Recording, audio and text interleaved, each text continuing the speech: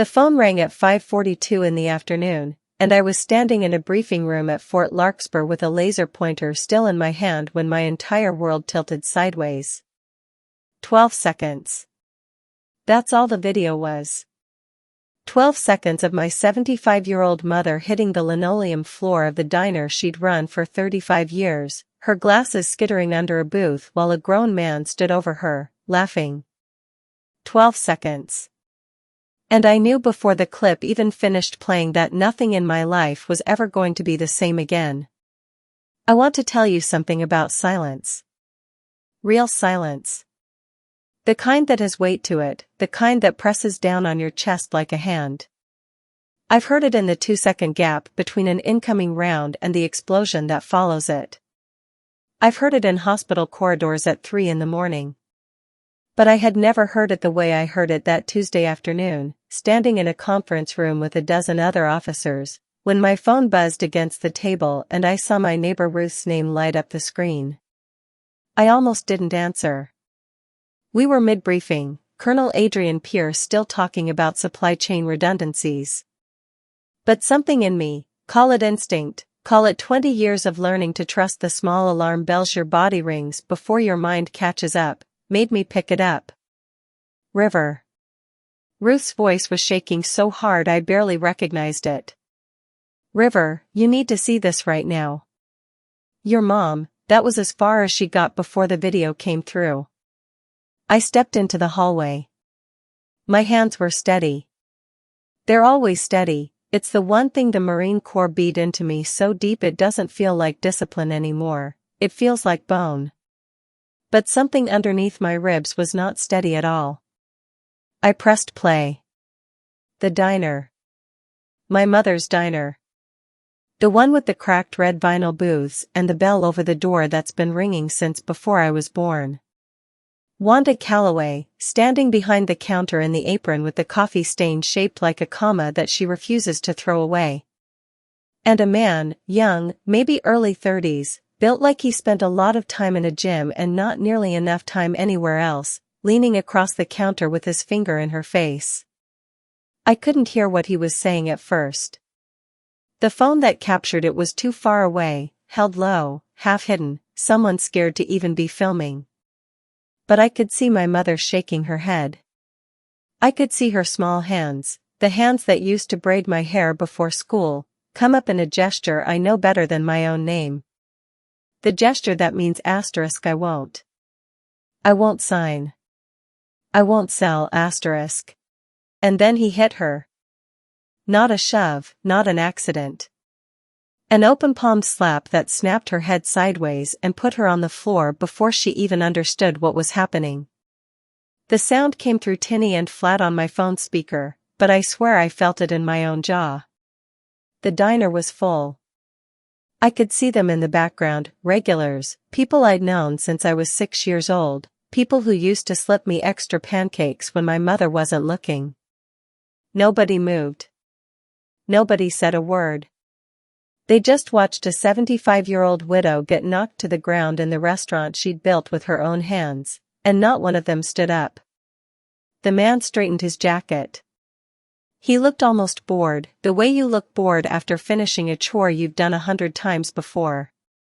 And then he said the words I would hear on a loop for the rest of that day, the rest of the flight home, probably the rest of my life.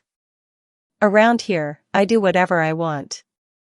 I stood in that hallway with the phone still in my hand, and something in me went very quiet and very cold.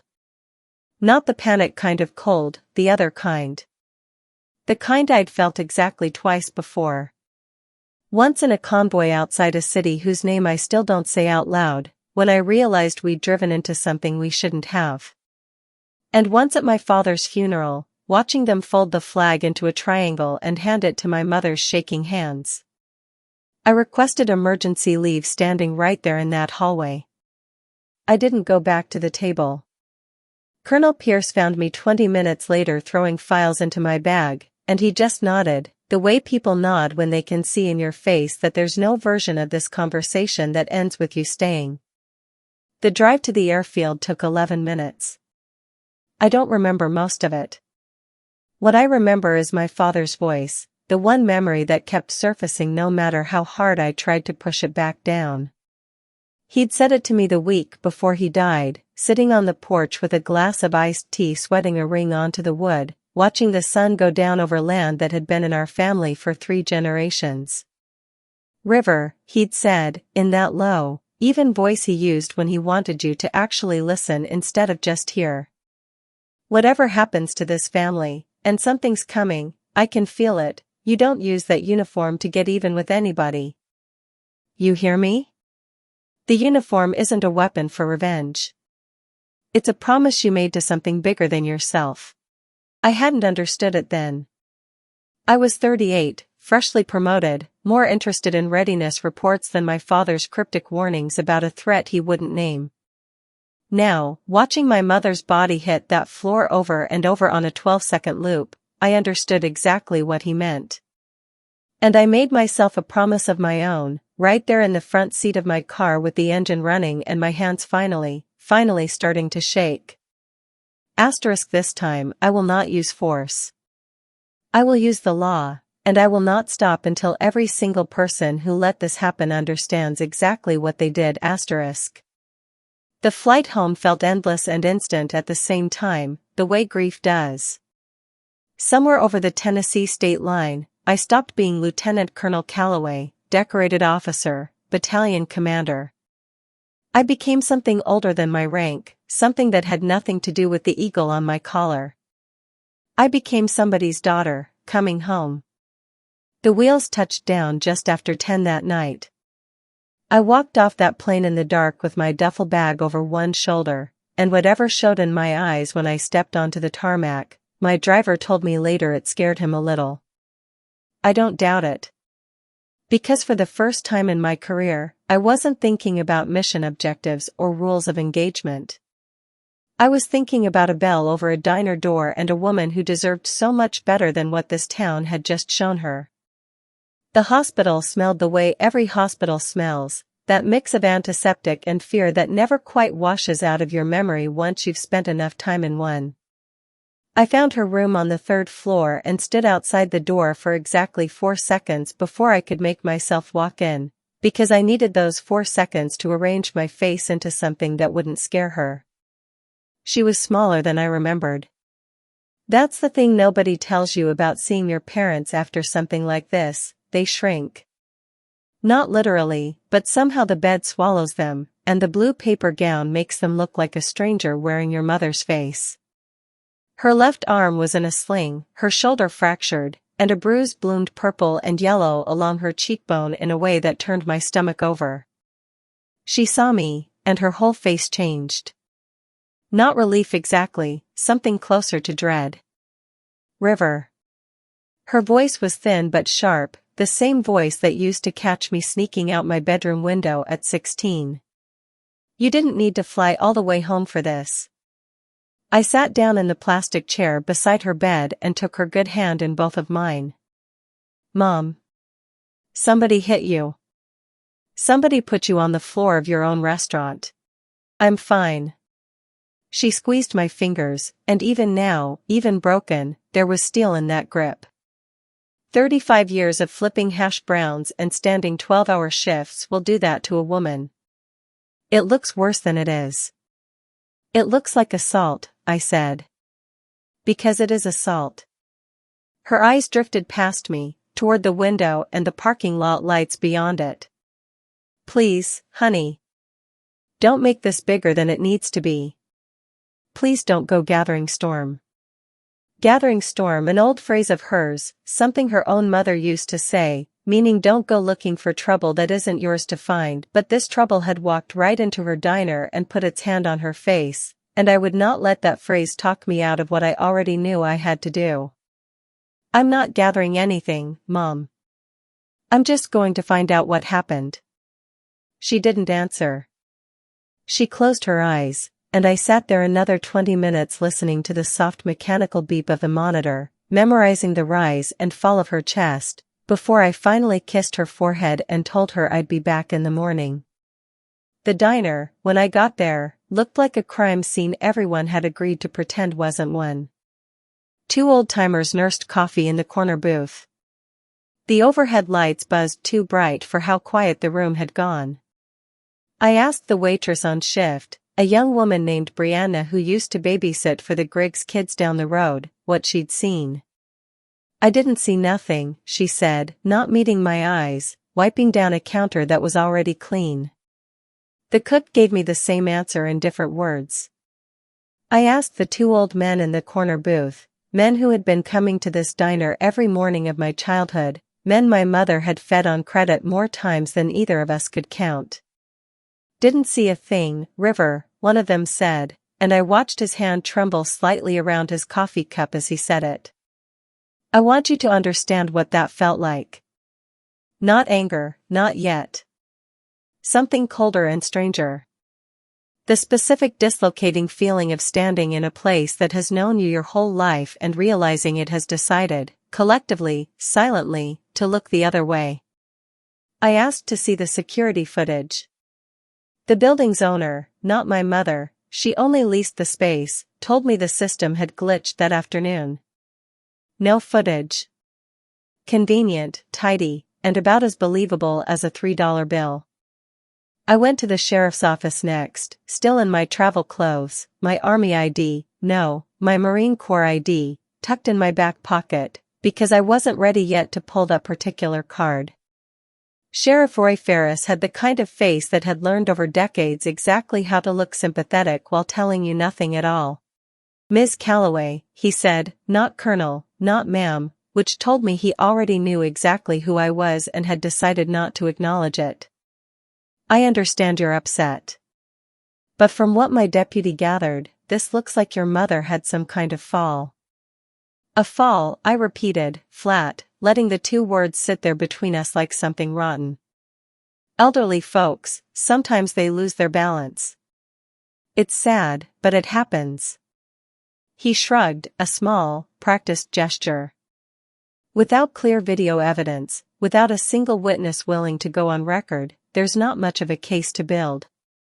I looked at that man for a long moment, long enough that his eyes flicked away from mine first. 20 years in the military teaches you to read a room, to read a man's posture, the way his hands move when he's lying versus when he's telling the truth.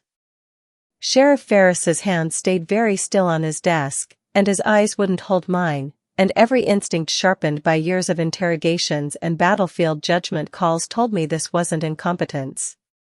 This was a decision. Somebody had made it, and Sheriff Ferris was simply following it. I walked out into the parking lot and stood there a moment under a sky gone the color of a fresh bruise, letting myself feel, just for 30 seconds, the full weight of what I was up against. Not one angry man.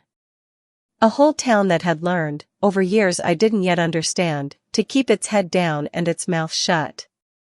That night, back at my mother's empty house, sitting at her kitchen table with a cup of coffee gone cold, there was a knock at the door. Soft, hesitant, the kind of knock that belongs to someone checking over their shoulder before they make it.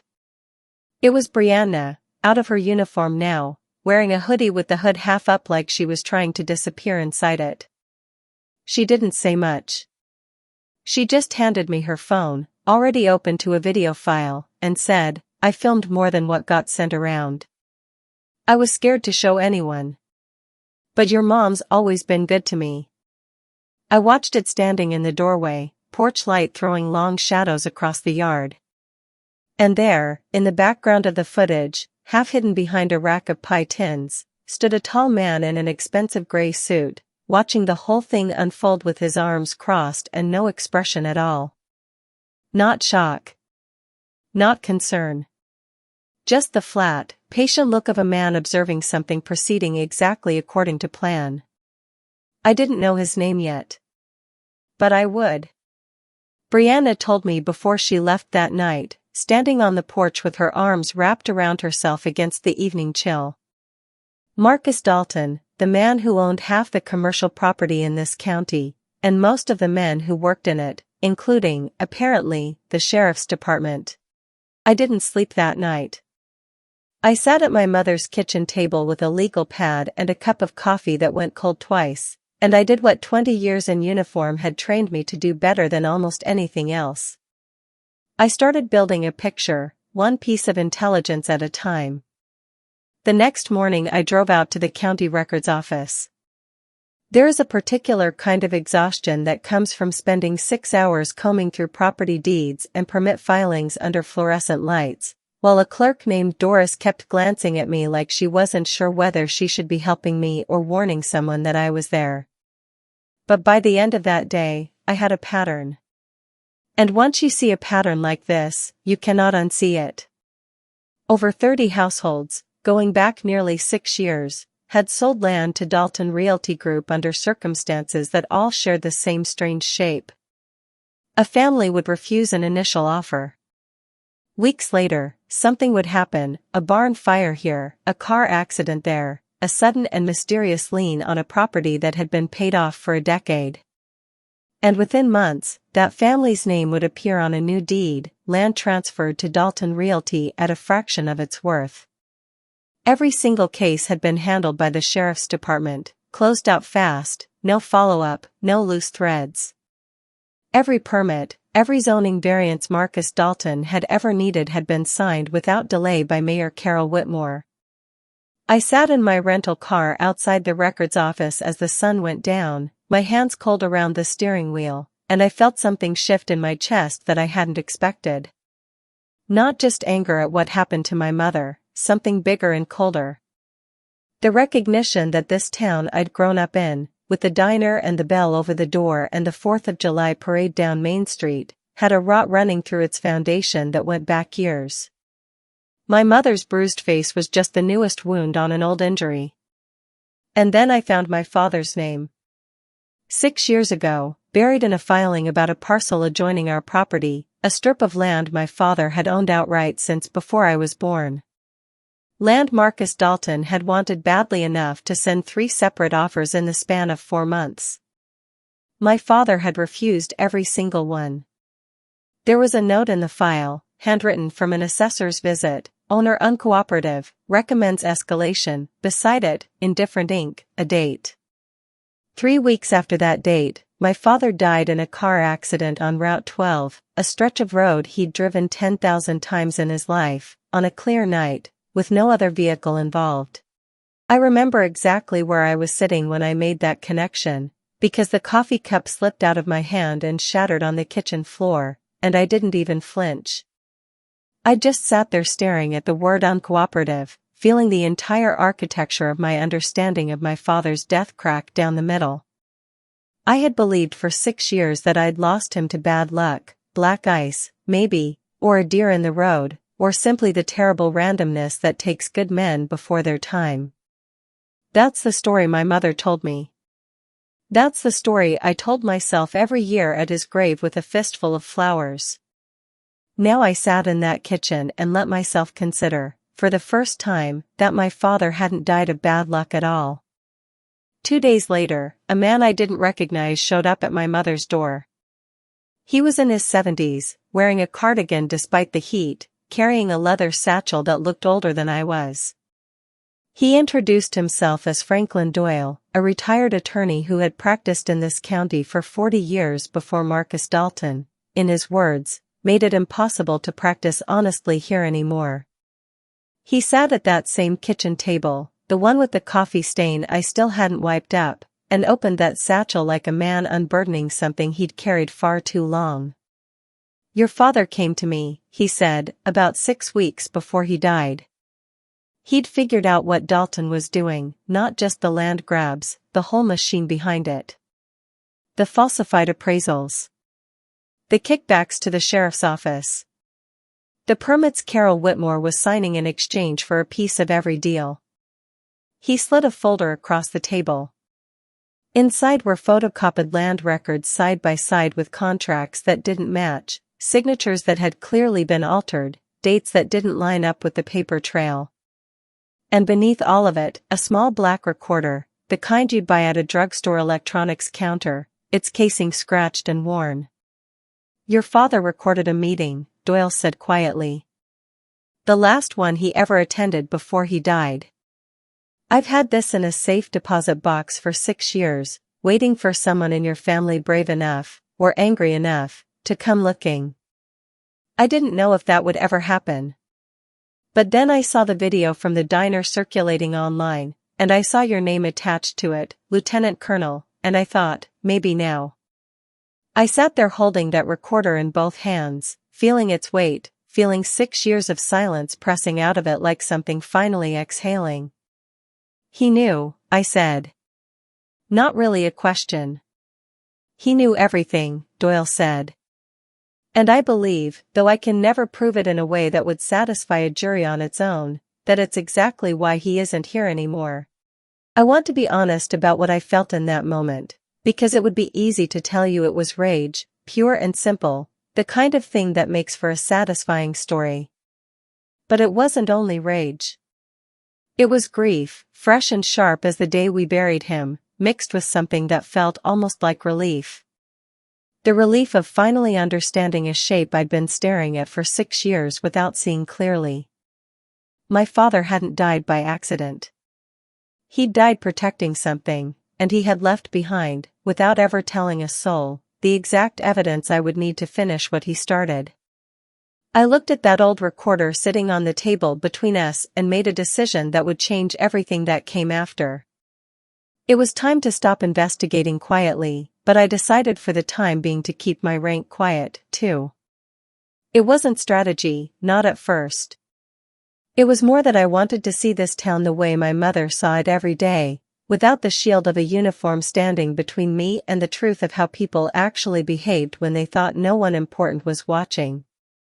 So the next morning I walked into the diner in jeans and an old university sweatshirt, my hair pulled back, nothing on me that said Lieutenant Colonel River Calloway, United States Marine Corps. I sat in the corner booth, the one closest to the register, and I watched.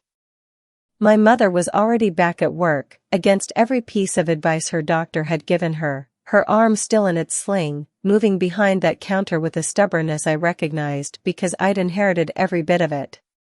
She was pouring coffee for a trucker at the counter when the bell over the door rang and Chase Dalton walked in like he owned the place, which, I was beginning to understand, in every way that mattered in this town, he believed he did. He was younger than I expected up close, early 30s, built like a man who spent a lot of money on a gym membership and not nearly enough time reading a book. He grinned when he saw my mother, an easy, casual grin that made my skin crawl precisely because of how comfortable it was. "Well, look who's back at it," he said, sliding onto a stool at the counter like this was any other Tuesday. "Your daughter come home, Wanda? Heard she flew all the way in from wherever it is she plays soldier." My mother's hand went very still around the coffee pot. "Chase, please, just order something and go." "Heard she's been asking around," he said, not moving, watching her face carefully now. "Talking to folks at the records office. Digging around in things that aren't her business." I felt every muscle in my body go taut, but I didn't move from that booth. "Not yet. She's just worried about her mother," Wanda said, quiet, careful, the voice of a woman who has spent years learning exactly how much pressure a situation can take before it breaks. Any daughter would be. Chase's eyes drifted around the diner, and I watched him clock every face in the room, cataloging who was watching, who was pretending not to. Then his eyes landed on me, just another woman in a booth, as far as he knew, nobody worth a second look. I stood up anyway. I walked to the counter, close enough that he had to turn on his stool to face me. "You must be Chase," I said, my voice even and flat, the same tone I use when I'm briefing officers on something they don't want to hear. "I'm River. Wanda's daughter." Something flickered across his face, recognition, maybe, or the first faint prickle of caution. But it didn't last. He leaned back, propped an elbow on the counter, and let that easy grin spread wide again. "Oh, this is the one. The soldier girl." He said soldier girl like it was something you'd scrape off a boot. "Your mama's been telling me all about you." "I doubt that. Let me give you some advice, since you're new back in town." He leaned in slightly, dropping his voice like he was doing me a kindness. "Around here, I'm the law. You go around asking questions, digging through records that aren't yours to dig through. It doesn't end well for people. Ask your daddy. The room went very quiet. I felt something in my chest turn to iron. My father died 6 years ago, I said, keeping my voice level even as every word he'd said rearranged itself into a thread I understood with total clarity. In a car accident. That's right. Chase smiled wider, like we were sharing a joke. Car accidents happen. Especially to people who don't know when to leave things alone. I did not raise my voice. I did not clench my fist, though God knows every instinct in my body wanted me to. I simply looked at him the way I've looked at men across a negotiating table who believed their power made them untouchable, and I said, very quietly, no. He blinked. No, what? No, it's not going to end well for you. The law is coming. It's just a little late. He stood up off that stool fast, his chair scraping loud against the floor, and shoved my shoulder, not hard enough to be arrestable, calculated exactly to that line, the way a man who's done this before knows precisely how far he can go. Watch yourself, he said, all the humor gone from his voice now. That's when the door opened and Sheriff Ferris walked in like he'd been called, like he'd been waiting somewhere close by for exactly this moment. He didn't even look at Chase. Miss Calloway, he said to me, I think it would be best if you left the premises. Don't want any trouble. I stared at him. My own mother's diner, and the sheriff was telling the victim's daughter to leave while the man who'd assaulted her stood 2 feet away with his chest puffed out. And that is the exact moment 2 black SUVs pulled up outside, engines idling, and every head in that diner turned toward the windows. A man in Marine Corps dress uniform stepped out of the lead vehicle, and I recognized him instantly. Colonel Adrian Pierce, my direct superior, a man I'd served under for 6 years, a man who did not make casual visits to small towns in the middle of nowhere. He walked in, removed his cap, and said, with perfect military formality, in a voice that filled that entire diner, "Good afternoon, Colonel Calloway." I watched every single face in that room rearrange itself in real time. The waitress who'd said she saw nothing. The 2 old-timers in the corner booth. Sheriff Ferris, whose mouth actually fell open. And Chase Dalton, standing in the middle of the diner floor, watching his easy grin die on his face for the first time since I'd walked through that door. Because a soldier girl was one thing to dismiss. A lieutenant colonel in the United States Marine Corps was something else entirely. Colonel Pierce didn't stay long. He'd come, he told me quietly outside while the whole town watched through the windows, because word had reached the base that a family member of one of his officers was under threat, and because he'd known my father briefly, decades ago, back when Pierce was a young captain stationed nearby. That detail landed on me like a physical weight. My father's shadow, it turned out, stretched further than I'd ever known. But I want to be very clear about something, because it matters to how this story unfolds. I did not ask Colonel Pierce to bring soldiers into this fight.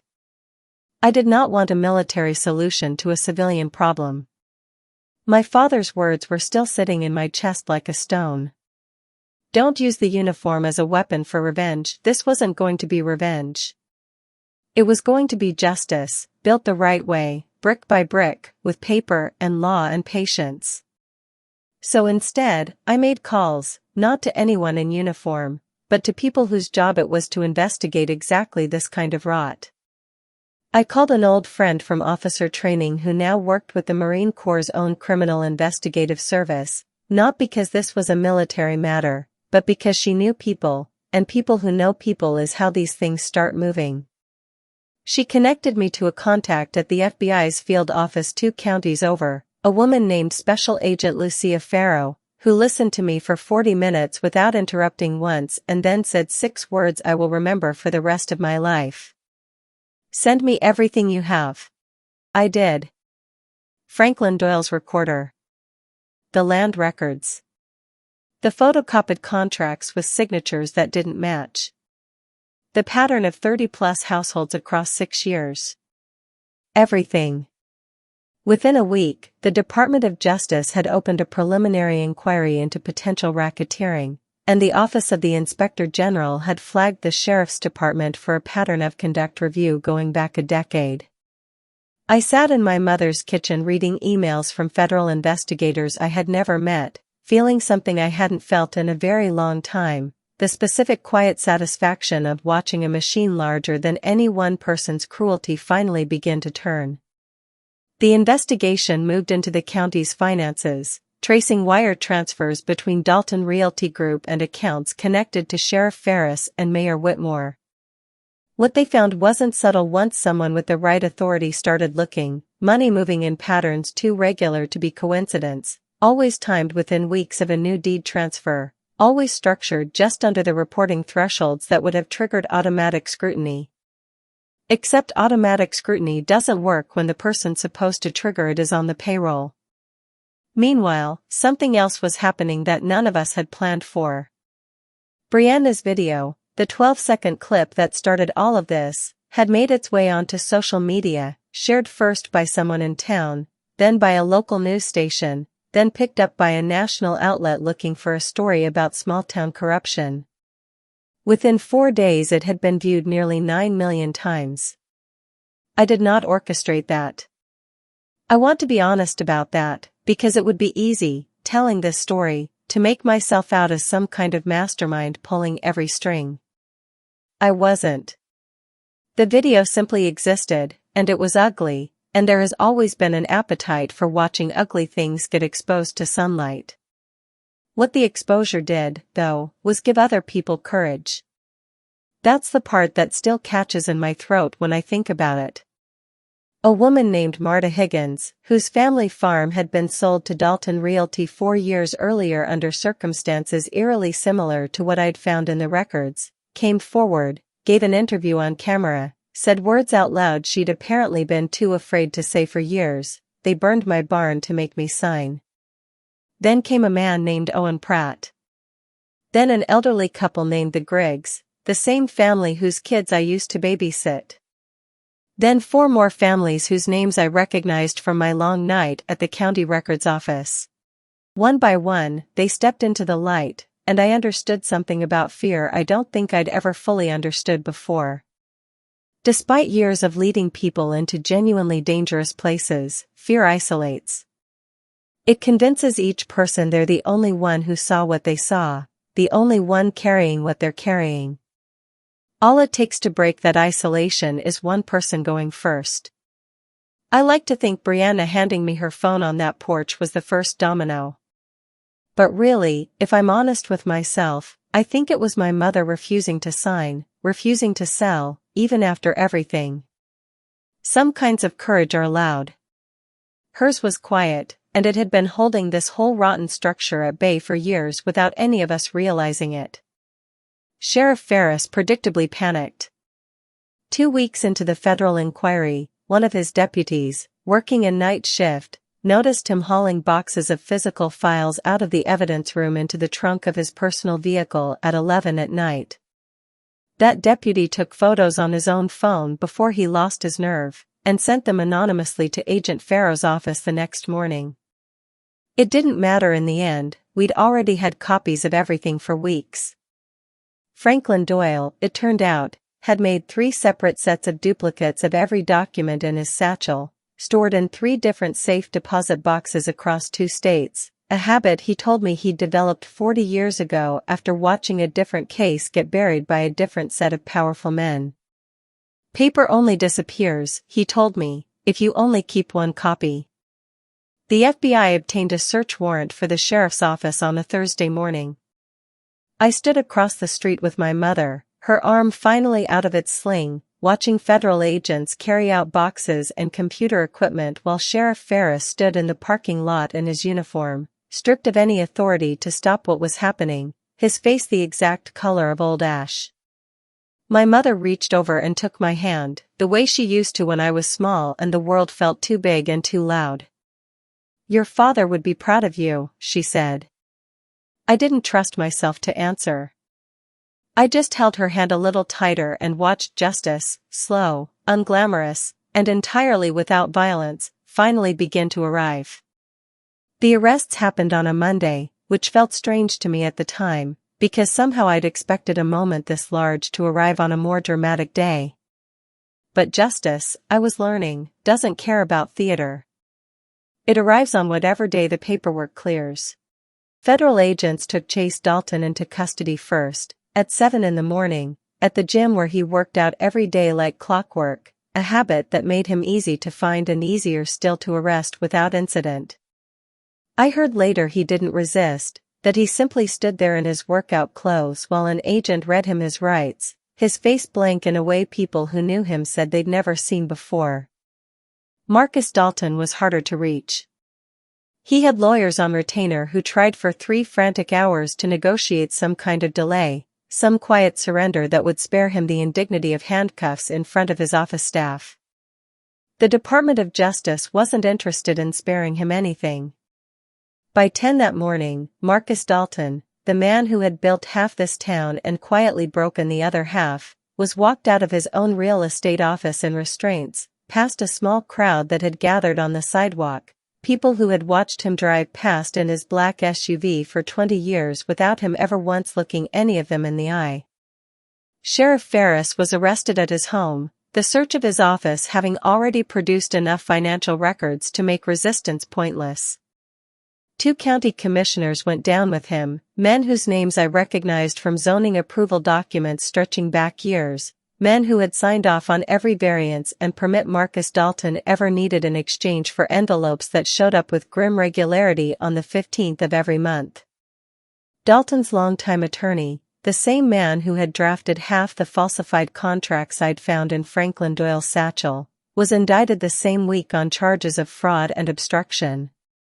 Mayor Carol Whitmore didn't wait to be arrested. She resigned that same afternoon, standing in front of the county courthouse in a navy blue suit, reading a statement that used the word misunderstanding 4 times and the word accountability not once. 2 days later, federal agents charged her anyway. Resignation, it turns out, isn't a form of immunity. I want to tell you about the recording, because it mattered more than I expected. Franklin Doyle's small black drugstore recorder, the one my father had used to capture the last meeting he ever attended, turned out to contain something none of us had anticipated. Not just my father's calm, measured voice asking pointed questions about falsified appraisals. It contained Marcus Dalton's own voice, unmistakable, agreeing to terms that amounted to an open confession of the entire scheme, recorded 6 years earlier by a man who must have known on some level he was documenting the exact evidence that might one day matter more than his own safety. Federal prosecutors called it the single most important piece of evidence in the entire case. I call it my father's last act of love for a family he wouldn't live to see protected. I sat in a small federal building 2 counties over the week the charges were formally filed, listening to an agent read through the counts against Marcus Dalton and Sheriff Ferris, racketeering, extortion, fraud, obstruction of justice, and in a paragraph that made my hands go cold as I read it, a reopened homicide investigation into the circumstances surrounding my father's death. Not yet a charge. An investigation. But after 6 years of believing I'd lost my father to bad luck, even the word investigation felt like something breaking open inside my chest. Chase Dalton, out on a bond his father's lawyers had scrambled to arrange, found me one last time before the arraignment. It was in the parking lot outside the courthouse, gray sky overhead, news cameras from 3 different vans setting up 30 yards away. He looked smaller than he had in the diner. Not physically, he was still built the same way, but something in him had deflated, the swagger gone out of it entirely. "This is all because of one slap," he said, his voice cracking slightly on the last word, disbelief and something like genuine confusion tangled together. "You did all this because I hit an old woman." I looked at him for a long moment. I thought about my mother's hands shaking around a coffee pot. I thought about 30 families who'd lost their land to fear dressed up as bad luck. I thought about my father driving home on a clear night, on a road he knew better than his own hands, 3 weeks after an assessor's file noted him as uncooperative. "No," I said. "It's not because of one slap." He waited, and for the first time since I'd met him, I saw something like real fear cross his face. "It's because for decades, people like you and your father decided you were above the law, that the law was something other people had to follow. My mother refused to sell her diner, and instead of taking no for an answer like a decent human being, you decided the answer didn't matter. That's not one slap, Chase. That's a whole philosophy of cruelty." And it finally ran into someone who wasn't willing to look away. He didn't say anything else. He just turned and walked toward the courthouse doors, flanked by his lawyer, his shoulders no longer squared with the confidence I remembered from that first day at the diner counter. My mother called me that evening. She'd watched the arrests on the local news, sitting in her own living room in the house my father built, and her voice when I answered had something in it I hadn't heard in years. Relief. Real, unguarded relief. "It's over," she said quietly. I didn't correct her, though I knew, in the way you know these things after 20 years of watching how justice actually moves through the world, that it wasn't quite over yet. There would be trials. There would be appeals. There would be a homicide investigation into my father's death that might take months or years to reach any kind of conclusion. But something essential had ended that Monday all the same. The silence had ended. The fear that had kept an entire town looking the other way for years had finally cracked open.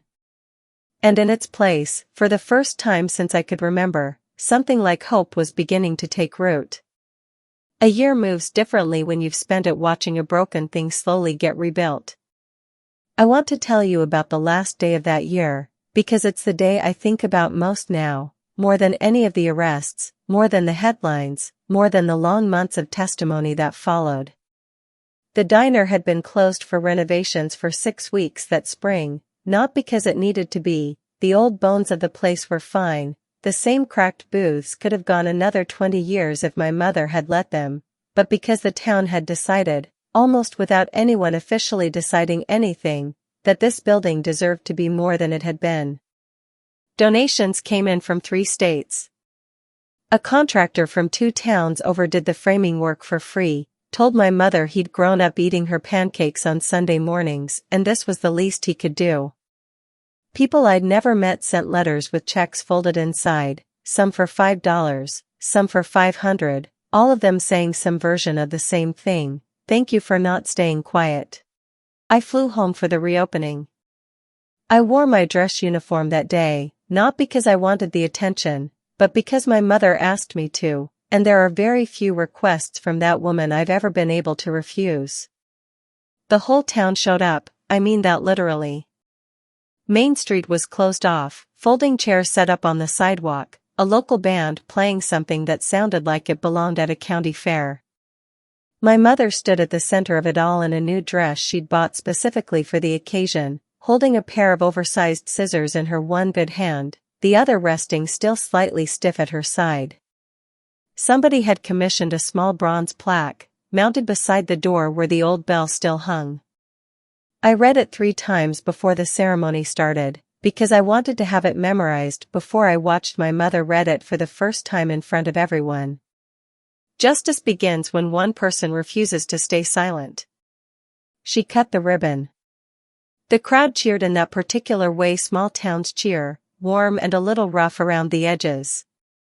Then everyone filed inside for coffee and pie, and the diner that had witnessed the worst afternoon of my mother's life became, in that single moment, something else entirely.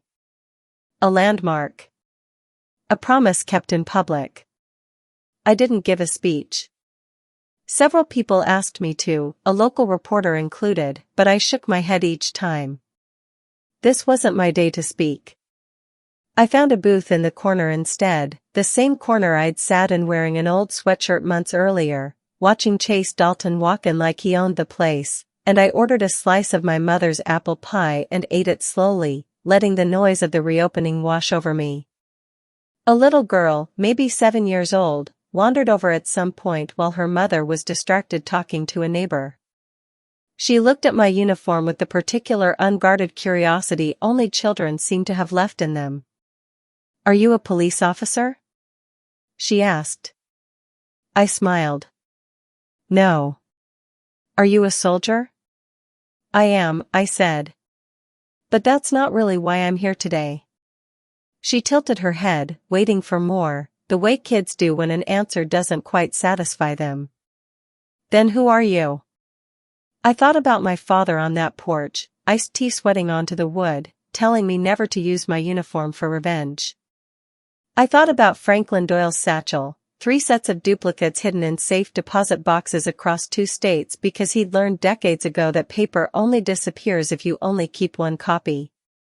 I thought about Brianna standing on a porch in a half-zipped hoodie, handing over her phone because my mother had always been good to her. I thought about 30 families who found their courage only after somebody else found theirs first. "I'm just somebody's daughter," I told her.